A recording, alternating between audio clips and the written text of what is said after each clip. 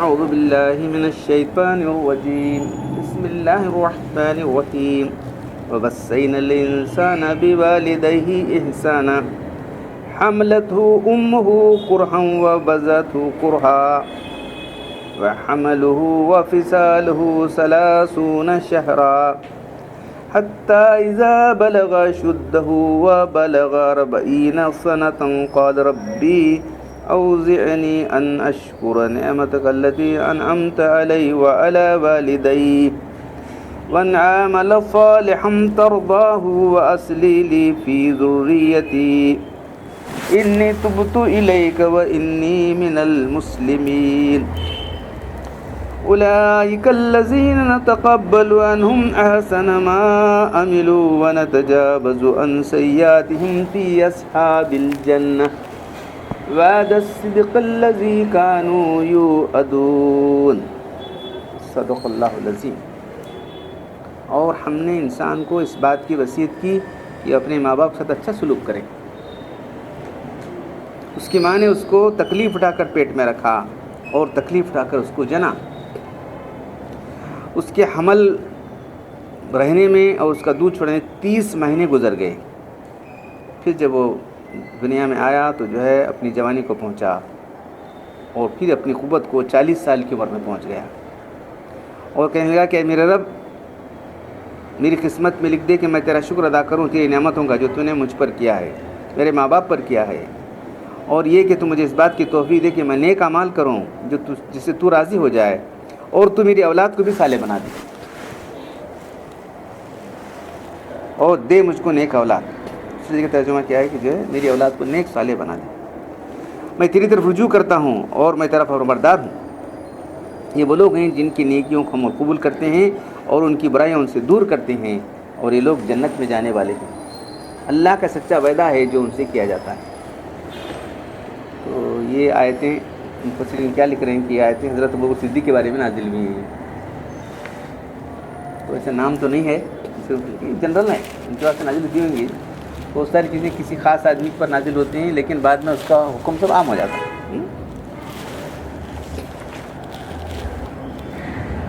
ہم نے انسان کو اپنے ماں باپ سے اچھا سلوک کرنے کی حکم دیا. وصیت کے معنی تاکیدی حکم کہتے ہیں. ایک حکم ہوتا ہے تاکیدی حکم، ایسا کرنا دیکھ تو وصیت اس کو کہتے ہیں. ماں باپ کے ساتھ دونوں کے ساتھ ہے. اور اس کے بعد فرمایا اس کی ماں نے اس کو تکلیف اٹھا کر پیٹ میں رکھا اور تکلیف اٹھا کر اس کو جنا.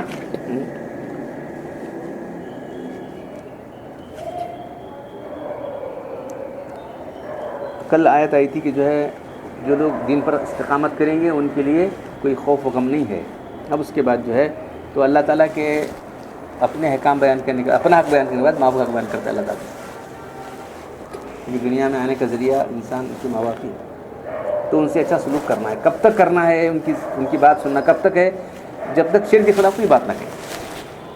اور کب تک ماننا صاحب ہمارے ماں باپ ایسے ہیں ویسے ہیں، ماں باپ کی شکایتیں ماں باپ کیا کرتے ہیں سب، اس وقت تک ان کی بات مانی جائے گی جب تک کہ وہ شرک کے خلاف کوئی حکم نہیں دیتے. شرک کے خلاف تو مانی نہیں جائے گی لیکن بدسلوکی نہیں کی جائے گی. حکم دے رہے ہیں دے دے کیا ان کو ہم نہیں، وہ تو نہیں ماننا ہے، نہیں کرنا ہے، نہیں ماننا اور نہیں کرنا ہے، لیکن ان سے برا سلوک کرنا، ان کو جو ہے جھڑکانا وہ نہیں. تو والدین کو ایک نگاہ محبت سے دیکھنا ایک ثواب کے ایک حج کا ثواب ہے معلوم. تو اسلام یہ چاہتا ہے کہ اولاد جو ہے والدین کی فرمانبردار بن کر رہے، ان کی مطیع بن کر رہے، باغی بن کر نہ رہے. تربیت نہیں کرے کیا کرتے ہیں؟ اور تربیت نہیں ہوتی تو اولاد اسی سے ہونے والی ہوتی. لاڑ پیار میں تربیت نہیں ہوتی ہے، لاڑ پیار ایسا لاڑ پیار کہ بس لاڑ پیار میں بگڑ جاتا ہے بچہ. لاڑ پیار بھی کرو تربیت بھی کرو، دونوں کرو. تو یہاں بتایا جا رہا ہے کہ کیسی مشکلات اٹھائی اس کی ماں. دیکھو حمل ٹھہرتا ہے تو کتنی تکلیفات ہوتی ہے، دیکھتے رہتے ہیں ایسا ہوا فلاں ہوا، یہ الٹے آ رہے ہیں فلاں ہو رہے ہیں، وہ یہ سب کیا ہے کتنا مشکل ہے. پھر جو ہے اس کا حمل وضع ہونا، حمل جو ہے بچہ پیدا ہونے تک کتنی تکلیف اٹھاتی ہے ماں. اس لیے اس کا بڑا حق ہے. یہاں حدیث میں ماں کا حق باپ سے زیادہ ہے. شروع آیت میں اس نے سلوک حکم ماں باپ دونوں کے لیے ہے. پہلے والدین ہی کرتا ہے، دونوں ماں باپ سے سلوک کرو. اس کے آگے جو ہے مگر اس لیے صرف ماں کا میں مقدم کرنے میں یہ کہ ماں کی محنت و مشقت لازم و ضروری ہے. حمل کے زمانے کی تکلیف، پھر وضع حمل، درد ذیل، ہر حال میں بچے کی لازم ہے جو صرف ماں کی محنت ہے. اس کو دودھ پلانا ہے، اس کو یہ کرنا ہے. باپ کے لیے پرورش پر محنت اٹھانا وہ تو ہے، اخراجات تو کرتا ہے، نہیں کرتا کرنا نہیں ہو سکتا. اتنا لازمی ضروری جتنا کہ باپ کسی کی اولاد کی تربیت میں کوئی مشقت اٹھانی پڑے. جب مالدار صاحب حشم و خدم ہو، اس نے خدمت لے لے یا وہ کسی دوسرے کی چلا گیا، تب یہی وجہ کہ اللہ کے رسول نے اولاد پر ماں کے حق کو زیادہ مقدم رکھا ہے. حدیث میں ہے کہ سل امک، اپنی ماں کے ساتھ سلوک کر. پھر اس کے بعد پوچھا کس کا، پھر سم امک، اپنی سم امک 3 مرتبہ فرمایا. اس کے بعد 4تھی مرتبہ فرمایا سم ابا کا، پھر تیرے باپ، سم ادنا کا، اور اس کے بعد جو کچھ ہیں جو دوسرے اشاروں سے کرو. جو ہے والدین اپنے ماں کا حق زیادہ ہے، کیونکہ عورت ہونے، دوسری بات ہے کہ عورت جن سے عورت سے وہ جلدی متاثر ہو جاتی، جذبات زیادہ رہتے ہیں. مرد جو ہے ذرا جذبات کنٹرول کر سکتا ہے، مضبوط ہوتا ہے عورت کے مقابلے میں.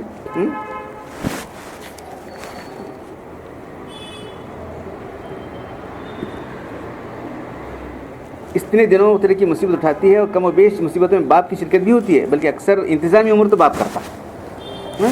یہ دونوں کو مساوی ضرورت پیش آتا ہے. اس لیے ماں باپ کا حق انسانوں پر زیادہ واجب کیا گیا ہے. یہاں تک کہ جب نشو نما پاتے پاتے جوانی کو پہنچ جاتا ہے انسان، حتیٰ اذا بلغ اشدہ، تو 2 بلغ دیکھ گا، ایک تو حتیٰ اذا بلغ اشدہ جوانی کو، بلغ 40 سنۃ، تو 40 ایئرس کو سب کمپلیٹ ہو جاتا ہے انسان. بالغ جو ہے 15 سال میں ہوتا ہے، 18 سال میں بالغ ہونے کے بعد بالغ تو ہو گیا، لیکن آگے اور جسمانی طاقتیں، یہ وہ مینٹل، یہ وہ سب جو ہے ڈیولپمنٹ ہوتا رہتا ہے. تو لاسٹ از 40 ایئرس. 40 ایئرس کے بعد کیا بھی ہونے والا نہیں، گھٹتے جاتا ہے. 40 ایئرس کے بعد 40 ایئر تک تو بڑھتا ہے، اس کے بعد گھٹتے جانے والا. پھر بلوغ کے ایک زمانے کے بعد 40 سال کی عمر کو پہنچتا ہے. جو سعادت مند ہوتا ہے، جو سعادت یعنی جو بچہ نیک ہوتا ہے، کہتا ہے کہ میرے پروردگار مجھ پر اس بات کی توفیق دیں کہ میں نعمتوں کو ادا کروں جو آپ نے مجھ پر کی ہیں، میرے ماں باپ پر کیے ہیں. اگر ماں باپ مسلمان ہیں تب تو دین کی نعمت بھی ہے، ورنہ دنیا کی نعمت تو ہے ہی. ماں باپ کی نعمت کا اثر اولاد پر پہنچتا ہے، چنانچہ ان کا وجود و بقا جو دنیاوی نعمت ہے، اس کی بدولت ہے انسان کیسے جی سکتا بچہ ماں باپ کے بغیر. دینی نعمت کا اثر ہوتا ہے کیونکہ تعلیم و تربیت اس کے لیے علم عمل کا ذریعہ بنتی ہے. اگر تربیت کریں تو بچے ماں باپ سے کہے جی ماں باپ ایسا کریں، نماز روزہ یہ وہ دین کی باتیں. مجھے اس بات کی پابندی نصیب کیجیے کہ میں نیک کام کیا کروں جس سے آپ اللہ تعالیٰ سے آپ مجھ سے راضی ہو جائیں، اور میری اولاد کو بھی تو نیک کر دیں. اپنے ماں باپ کے حق میں دعا کر رہا ہے، اپنے حق میں، تینوں. تو یہ جو کون کرے گا سوالات. تو مفسرین لکھتے ہیں کہ ابوبکر صدیق کے بارے میں آیت نازل ہوئی. کون سے صحابی تھے ایسے؟ تو ان کے والدین بھی مسلمان ہوئے، ان کی اولاد بھی. یہ شرف کسی اور کو نہیں، والدین بھی مسلمان، خود بھی مسلمان، اولاد بھی مسلمان. یہ شرف صرف ابوبکر صدیق کو حاصل ہے. حملت ام کرہن، لفظ جو مشقت کو کہتے ہیں، انسان کو برداشت کرنا پڑتا ہے. کرہن جو محنت و مشقت جس پر انسان دوسرا مجبور کرے. کرہن وہ ہے جو لازمی اٹھائے سے چلتا ہے اس وقت. دوسرا جملہ اس کی تاکید کے لیے، والدین کی خدمت ضرور ہونے کی وجہ ہے کہ انہوں نے تمہاری پیدائش سے لے کر جوانی تک تمہارے لیے مشقتیں برداشت کی. حسن ماں، یہاں صرف ماں کی مشقت کا اسے ایک طویل مدت 9 مہینے تک پیٹ میں رکھا، اور اس کے بعد جو ہے تکلیفیں بھی جھیلیں اور تم کو جو ہے جنا. تو یہاں جو آگے آیا وہ حمل و فصال و صلاح، اس کی ماں نے 30 مہینے تک. اب 30 مہینے جو ہے حمل سے لے کے دودھ چھڑانے تک ہے. تو کم سے کم عمل کی مدت کتنی ہو سکتی ہے، یہ یہاں ڈسکس کرو. آپ انہوں سب لوگوں نے لکھیں، ہمیں کیا میڈیکل لائن سے بولنا ذرا. وضع عمل کی بیلے 30 مہینے کے اندر عمل سے لے کے دودھ چھڑانے تک. تو دودھ کے لیے وہاں کے حوالے نے کامل نہیں کرا ہے، 2 سال دودھ چھڑانا. تو اب کتنے بچے؟ 24 مہینے کے تو 6 مہینے بچے. تو کم سے کم عمل جو 6 مہینے کا ہو سکتا ہے. 6 مہینے کا بچہ جی سکتا ہے، اس حساب سے کریں. 6 مہینے سے پہلے کا جنم دشوار ہے، 6 مہینے کا بچہ جی سکتا ہے. عمل کی مدت 6 مہینے ہو سکتی ہے. تو جو ہے حضرت عثمان رضی اللہ عنہ کے زمانے میں ایک لیے 6 مہینے میں اس کو اور 6 مہینے میں کیسا عمل رہتا ہے اسے کر بڑھتا ہوگا. عورت کو جو ہے زنا کا الزام ہے تو حضرت علی بولے نہیں قرآن میں ایسا ہے. بولتا ہوں ہاں ایسا کیا 2 سال دودھ پلانا کر کو قرآن میں اولے نہیں کامل نہیں 2 سال نکالے تو 24 مہینے نکالے تو 6 مہینے بچے اس کے واسطے اس کو زنا کرنا نہیں آتا.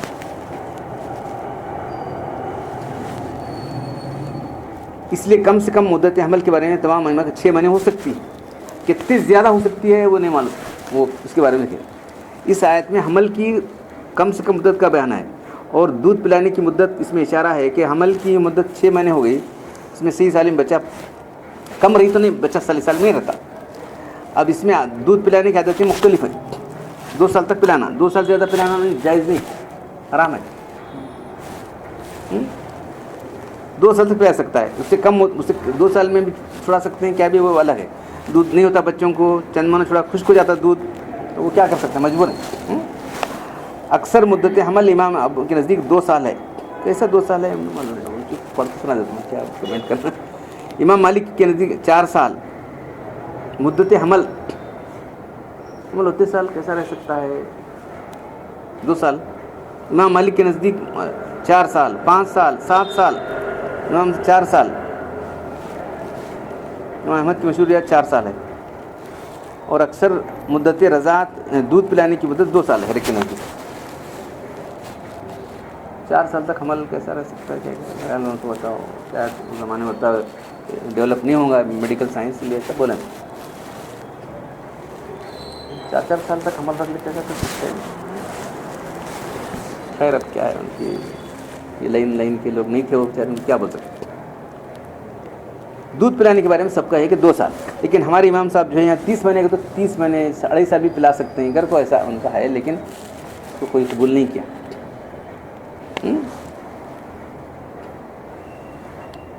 تو امام شافعی تب کے نزدیک 2 سال پلانا ہے, سب متفق ہیں.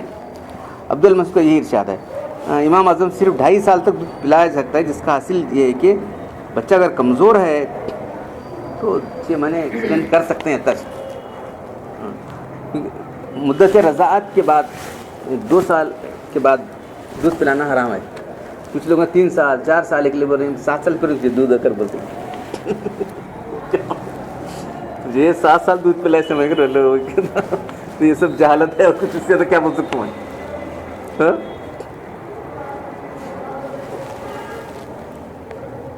جمہور ہمارے حنفیہ کا مسئلہ ہے کہ 2 سال دودھ پلایا تو اس سے اگر پلائے بھی تو اس سے جو ہے وہ جو دودھ پینے سے لڑکا لڑکی حرام ہوتا ہے نا, اس کی دودھ پلایا میں نے 2 سال کے بعد تو وہ یہ نہیں ہوتا, تو اس کے بعد حرام ہونے کا سوال نہیں آتا. بعض حضرات حمل سے امام اعظم کے قول کے مطابق 2.5 سال تو ہمارے امام صاحب کہتے ہیں, لیکن 2 سال ہی اصل ہے دودھ پلانے کی مدت.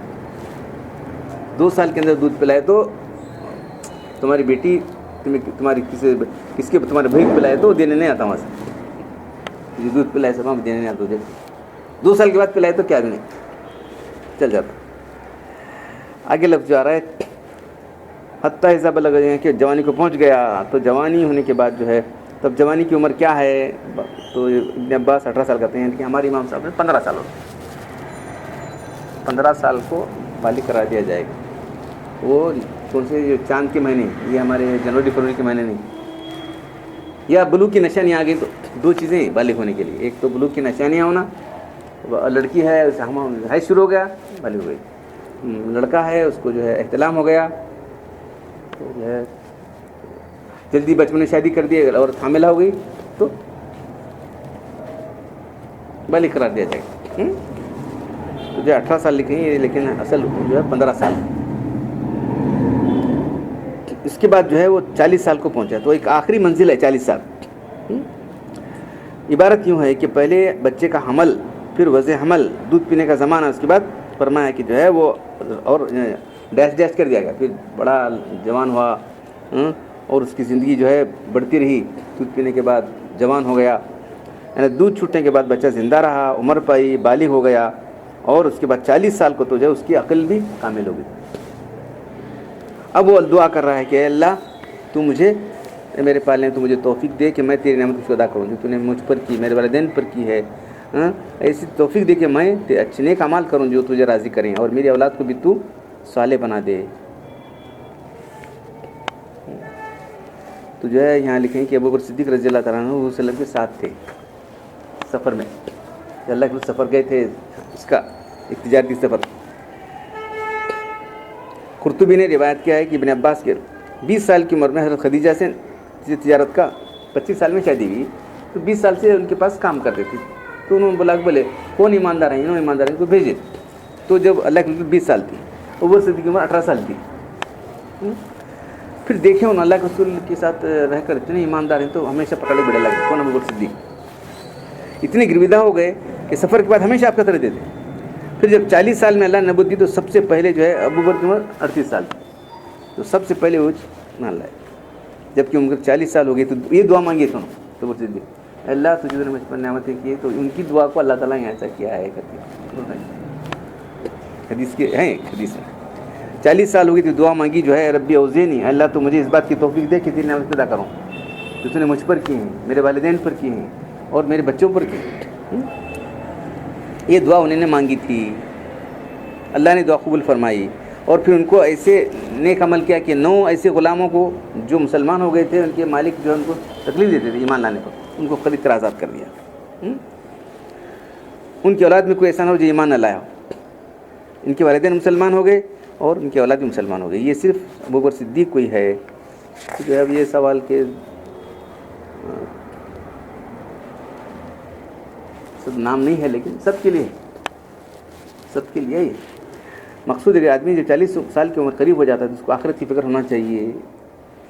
40 سال ہوا تو اللہ کے رجوع کرے, اب نہیں کرا تو کب کریں ہم, پچھلے گناہ سے توبہ کرے اور آئندہ بچنے کا اہتمام کرے. کیونکہ آپ تجربہ ہے کہ 40 سال میں جو جس حالت میں انسان رہے گا وہی مرتبہ پر رہے گا. 40 سال میں سدھرات میں کیا سدھرتا نہیں, عام طور پر جنرل اصول یہ. اس کے بعد بدلنا مشکل ہو جاتا ہے 40 سال کے بعد. 40 سال میں نماز پڑھ رہا ہے, وہ کر رہا ہے, یہ کر رہا ہے, ذرا سب ڈنگ چیز آ گیا ہے تو وہ لائن لے گا. 40 سال میں جو بگڑا ہے وہ ادھر بگڑتا ہی چلا جائے. حضرت عثمان رضی اللہ تعالیٰ سے روایت, اللہ نے فرمایا بندہ مومن جب 40 سال کا ہوتا ہے تو اللہ اس کا حساب آسان کرتا ہے. 60 سال کا ہوتا ہے تو اس کو جو نیک انسان ہے اللہ اس کا پھر رجوع کی توفیق دیتا ہے. 70 سال کا ہو جاتا ہے تو تمام آسمان لوگ اس سے محبت کرتے ہیں. جب 90 سال کی ہو جاتا ہے تو اس کے سارے گناہ معاف کر دیتے ہیں. تو عمر ایمان والے کی عمر بڑھتی رہتی ہے تو اللہ تعالیٰ اس کو بھی بہت سارے کنسیشن دیتے لے جاتے ہیں. تو اسے اپنے گھر والوں کی شفاعت کا حق دے دیتے ہیں اللہ تعالیٰ, اور لکھ دیتے ہیں کہ زمین میں ہمارا جو ہے اسیر ہے, چپ رکھیں چند دن کے لیے, بلا لیتے ہیں اس کو اسیر ہے. یہ ظاہر ہے کہ مراد اس سے وہ بندے مومن ہے جس نے اپنی زندگی میں شریعت کی پابندی کر کے تقوی زندگی بسر کی, اسی کے لیے. تو ایسے لوگوں کے لیے فرمایا کہ ان کے نیک اعمال کو ہم قبول کرتے ہیں اور ان کی برائی سے ہم کو دور کریں گے. جو ہے آگے اس کے برخلاف ایک لڑکا ہوتا ہے جو نافرمانی کرنے والا ہوتا ہے, کل پڑھیں گے انشاءاللہ.